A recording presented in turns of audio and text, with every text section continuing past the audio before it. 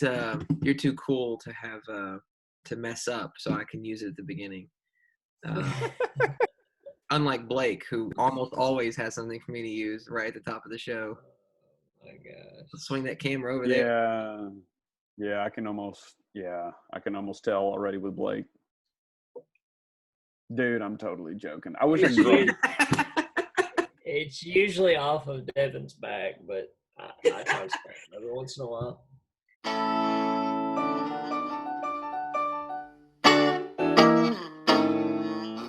Dang it. Welcome to the Blake and Devin podcast. I am your co-host, Devin, and across the way is Blake. And today on the show, we have a very special guest, which we are excited to talk to, Dr. Doug Landrum. And I wanted to call you Douglas, but that's probably not your full name, is it? It is my full name. Douglas? It is my full name. Yeah, side note, everybody, I pastor a Spanish-speaking church, and people can't say my short name. So Doug is hard to say for most Spanish speakers, so they call me Douglas. So there you go. Douglas. Yeah. So if you want to go forward with that, I will call you that the rest of the podcast with the accent. Don't tempt me. The very offensive accent, the whole deal. I'm all in. You got me at hello. You have no idea how much I'm into this right now. Okay. So it's going to be hard for me not to intentionally sound a little bit Spanish the whole show now. Okay. Well, we're glad to have you on the show, and we're glad you came on the podcast. Thank you for doing this. We really appreciate it. My pleasure.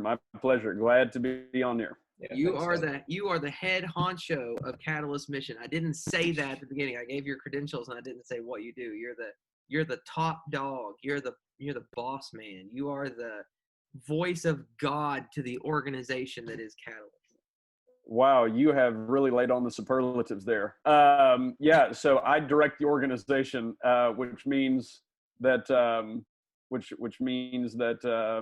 I have to take all the leadership of it, but also means that all of the stuff falls on me. So anyway, you take all the blame for all the mistakes and all the responsibility. Yeah, I get it. I totally get it. All right. Well, let's go right in. Blake, how you been? We took a 2-week break, and we thought we were going to take a 3-week break because, little known fact, Blake's wife is about to have a baby any minute, any day, any hour. She already had false labor once, was it yesterday?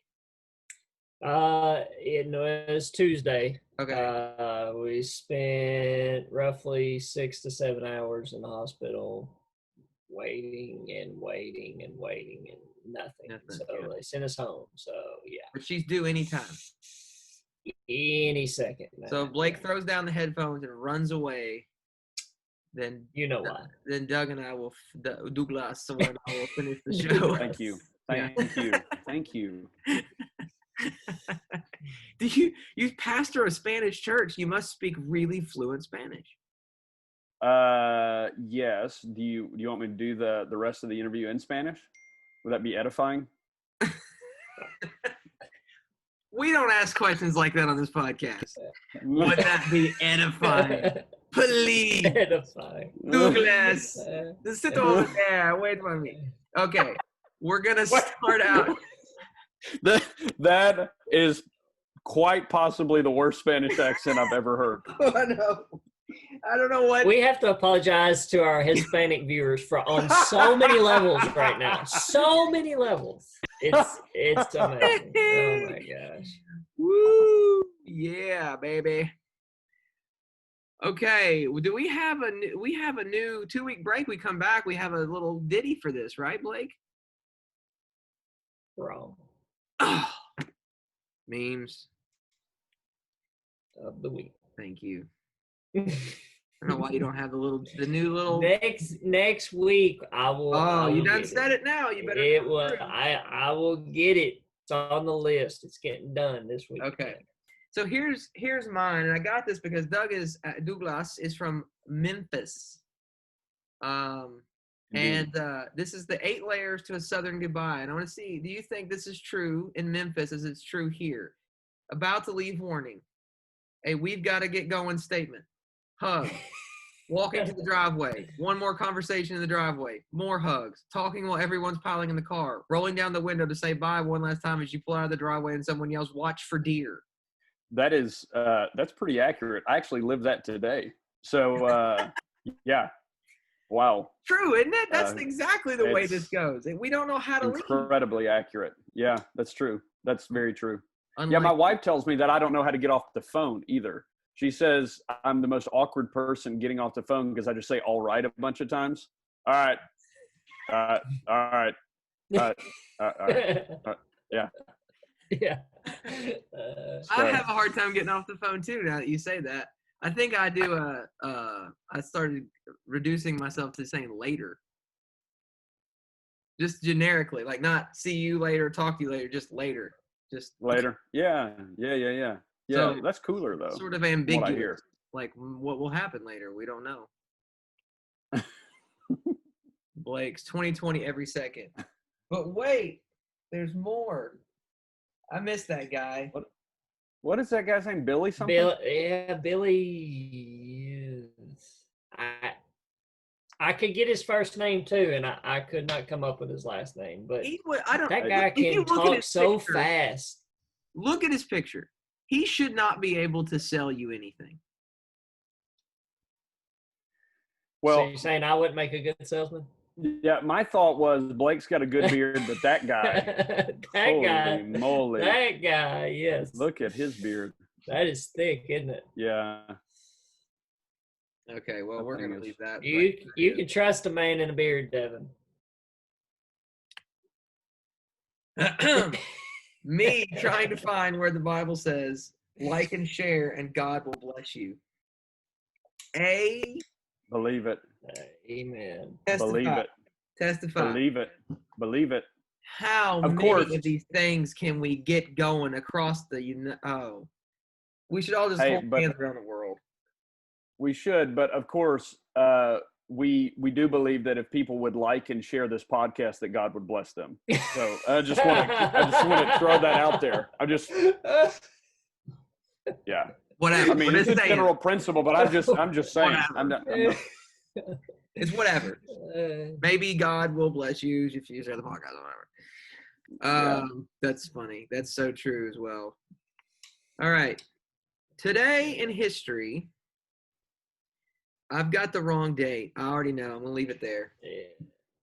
So today in history, it'll be August 29th. Yeah. Okay. So we'll just say blank. August 29th. The day there. 2020. August 29th, 2020. The first, and this is the biggest thing, I'll just lead off with the biggest event.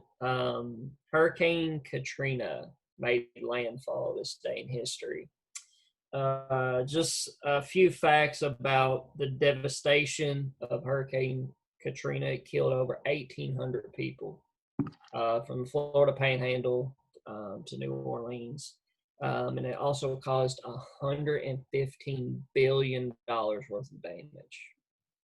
So it was one of the largest natural disasters that America's ever seen. So that was on this day of history. Birthdays on this day, John McCain, and maybe more famous, Michael Jackson was born on this day. And famous deaths, Gene Wilder. Devin, I know you like Gene. Maybe not. Charlie and the Chocolate Factory. Ring a bell. No, don't like him. Okay. No, sir. I will accept maybe I will accept Gene Wilder on Blazing Saddles. Oh, okay. Fair enough. Maybe you can identify with this man who famously died. Disclaimer. Do not watch Blazing Saddles. That's probably not the best reference I could have made, but it's an old movie. It's extremely racist, but it's done in a way that's supposed to make a point. It's supposed to be fun. Anyway, I'm going to cut this whole part out. It doesn't matter. I don't know why. I just thought of Blazing. Never mind. Go ahead. I'm good. Yeah. Last, Mini stroke. I'm fine. last deal, last famous deaths was Brigham Young, Mm. Devin's favorite pastor. I mean, no, Yeah, you didn't hear that from me. Right. No, Brigham Young University. I will hand them this. They are very open to having in guys that are Orthodox Christian guys that you and I and Douglas would all trust to openly debate and talk with them. And I admire that because a lot of schools now will shut down any opinion that doesn't sort of line up with what they think is culturally appropriate or even what the opinion of the faculty of the school is. And so, inviting someone in that you intentionally disagree with is honorable. So I'll hand them that. Okay. That went well. All right. Just struck a chord there. Yeah, that's right. Yeah. Oh, I think the late Ravi Zacharias who got invited to Brigham Young, and that was a cool story. Okay, let's go on and talk to Douglas here, who is, as we've already mentioned, in Memphis. He is the head honcho to Catalyst Missions. He is very generous to come on this Dinky podcast and talk with us, but we're very, very grateful for him. And we're hopeful he can give us some more information. He is the husband of a wife whose name I do not know. What's her name? Ashley. Ashley. He's the husband of Ashley and the father of 4 little boys, 3 of which are the exact ages of my 3 little boys, right? So I know you have a 6, 3, and a 1. What's the oldest? 7. 7. Okay. Yeah. All boys. All boys, all the time. All boys, all the time. This is what people ask me all the time. Are you trying to create your own basketball team?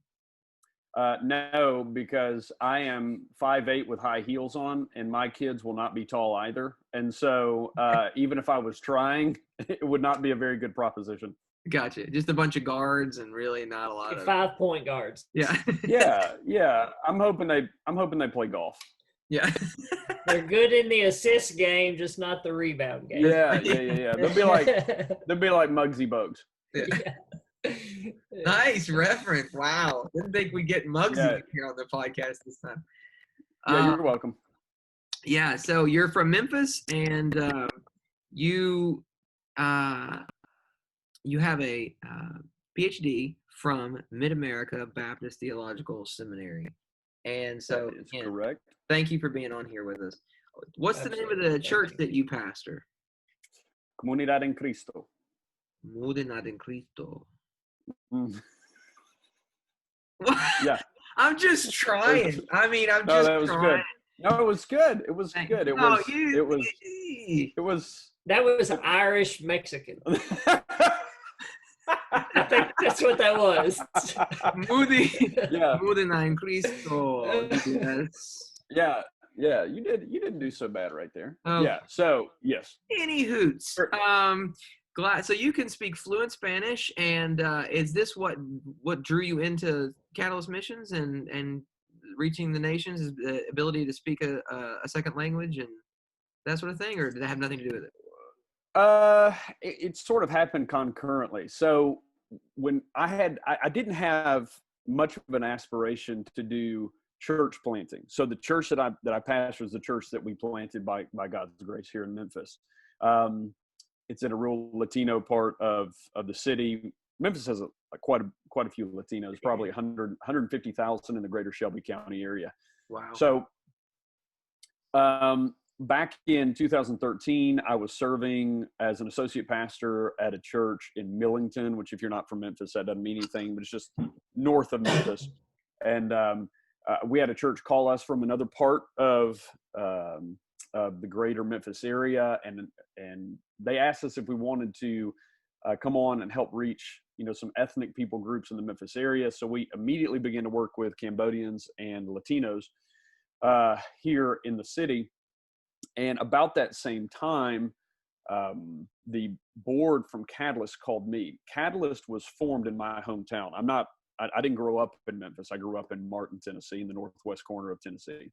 Okay. So Martin's known for the college, UT Martin. Anyway, the organization, the founder lived in Martin when he set the organization up, so it was sort of based out of Martin for a while anyway. So Catalyst was formed in 2007. I traveled with Catalyst because the founder was a mentor of mine in college, and we went down to Nicaragua a couple of times. They were doing some orphan ministry and that type of stuff, so I got involved. And the former executive director, who was the founder of the organization, needed to step away because his wife had some health problems, and just felt like it was time for him to step away from leading the organization. And for a couple of years, it was, I guess stagnant would be a good word. There wasn't a lot of activity.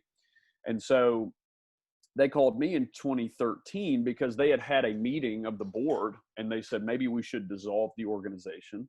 And then ultimately did not feel like that's what the Lord wanted them to do. And they thought Catalyst still had a purpose. And so called me to see if I would come on and take the organization over. So these things were happening concurrently. We started church planting in March of 2013. In November of 2013, Catalyst board calls me. So those things are kind of tracking at the same time. Yeah. So because we had our first kid, I was writing, I was finishing seminars, about to write a dissertation. And I was, I had to learn Spanish. I didn't know Spanish beforehand. So when the church called and said, do you want to, help us reach ethnic minorities? When we started working with Latinos, I needed to learn Spanish. So I'm learning Spanish. And so when they called and they said, are you willing to come and take the organization over? I said, I'm not. I've got a lot on my plate already. And I'll never forget this. The lady who called, she's known me for a long time, and she said, you can bring any missions passion you want to this organization. It was as if they were sort of deeding it over. You can run with this, take this, and do with it what you will. And so I just said the Christian ease response, which is an easy way to say no, but put it off. So I said, I'll pray about it. Yeah. And, the most popular way to say no within the Christian realm. Exactly. Yeah. Exactly. You know what? I'm going to pray about that. But we actually did, and my wife and I felt like it's what the Lord wanted us to do.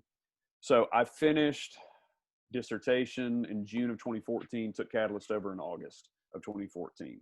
So church planting and Catalyst kind of happened at the same time. And the Lord had always wired our heart for missions.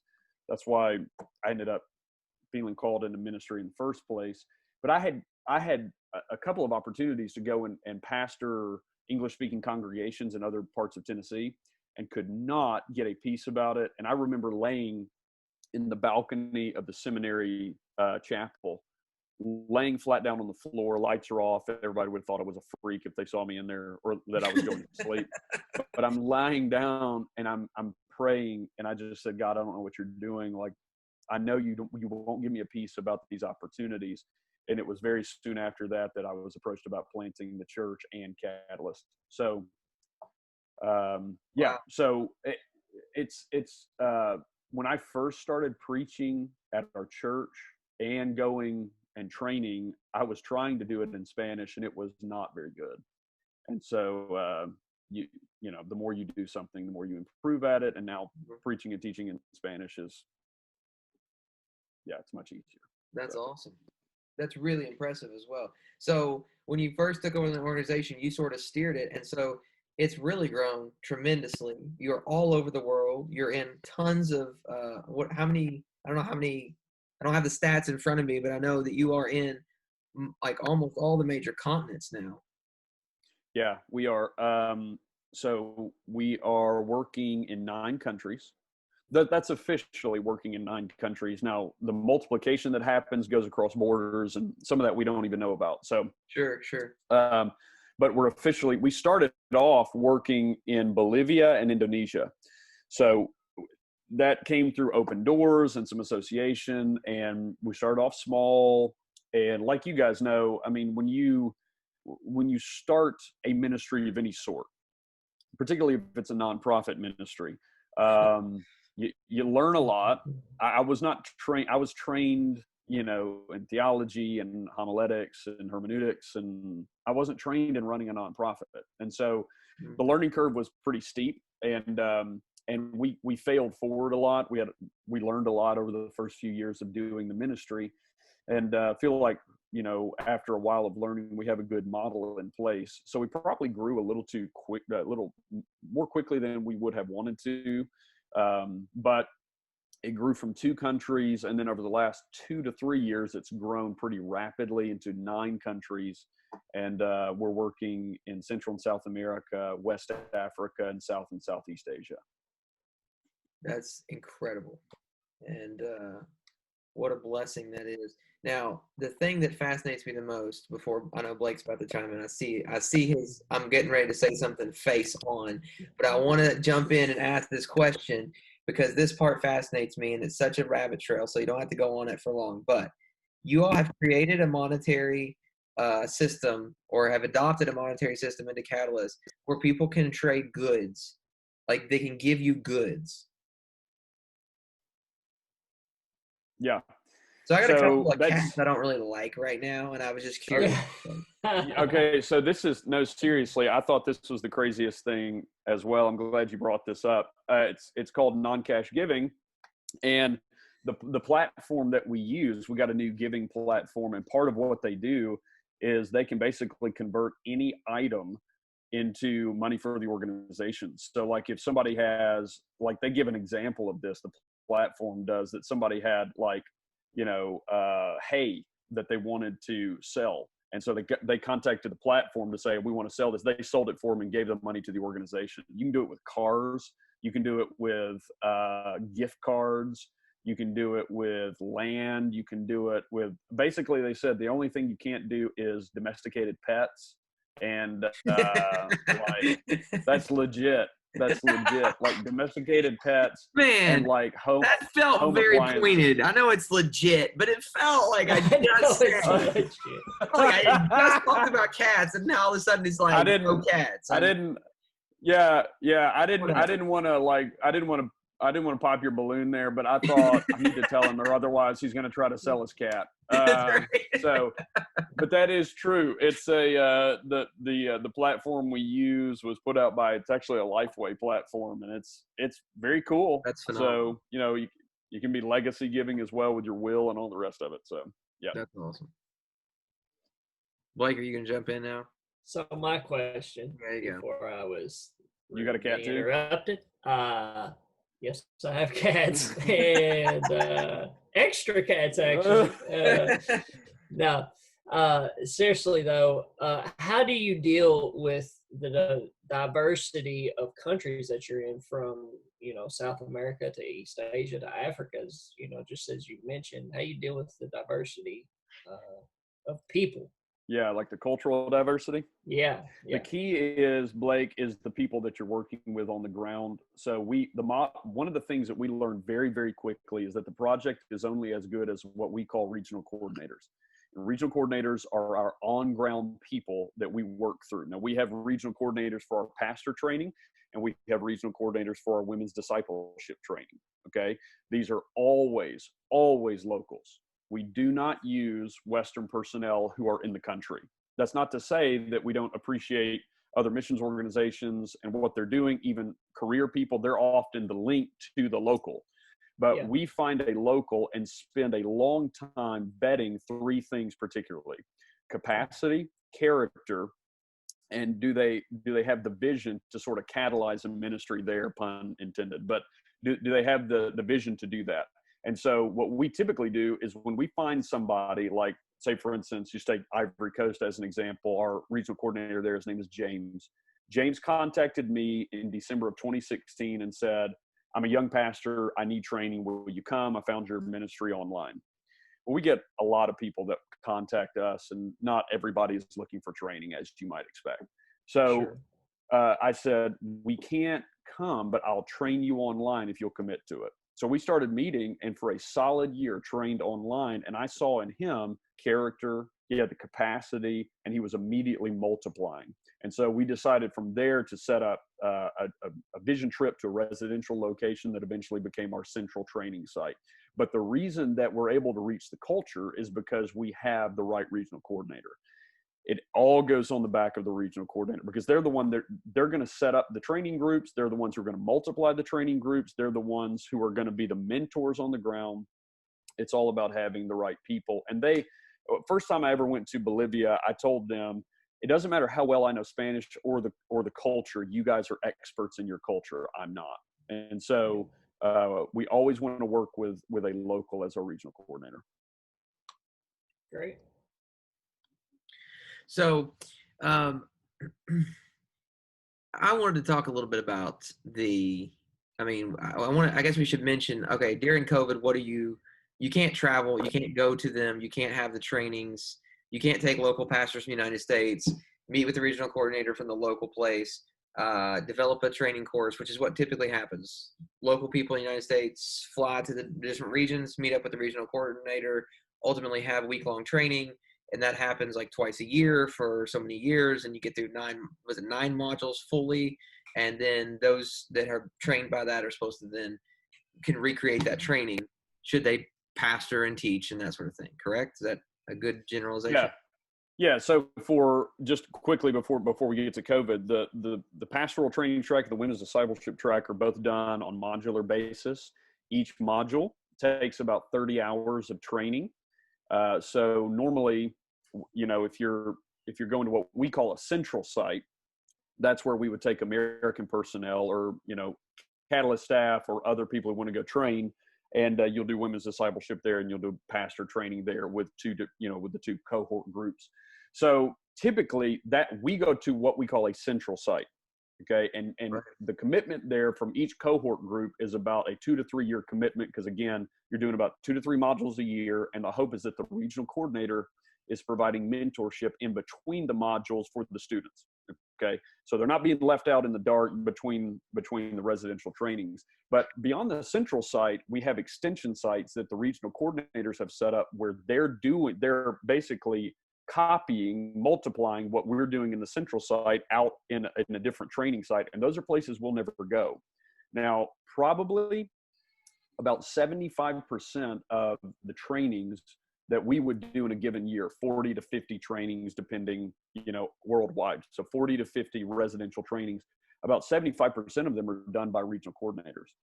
So this bleeds into what do you do with COVID? Well, as long as the regional coordinators can move about, we can function at a high level. We can function at a high capacity. Now, again, some of the regional coordinators have not been able to move about. Quarantine's been bad. Our regional coordinator for pastor training in Bolivia nearly died of COVID, legitimately. So it's, there's been a lot of quarantine issues, but as soon as they're able to move again, we're back running. And when we can travel again, I don't know, but we intentionally set things up that way so that it's as indigenous as possible. And so that if we can't travel, it's okay. And we have, that's what I love about online. Catalyst. I love the idea of Catalyst missions, that they reproduce locals who reproduce. And you can see in the middle of a pandemic, and what a weird test that was, that is, I guess we should say, that this is the test of the model. And this is why it's the biblical model, because they're not dependent.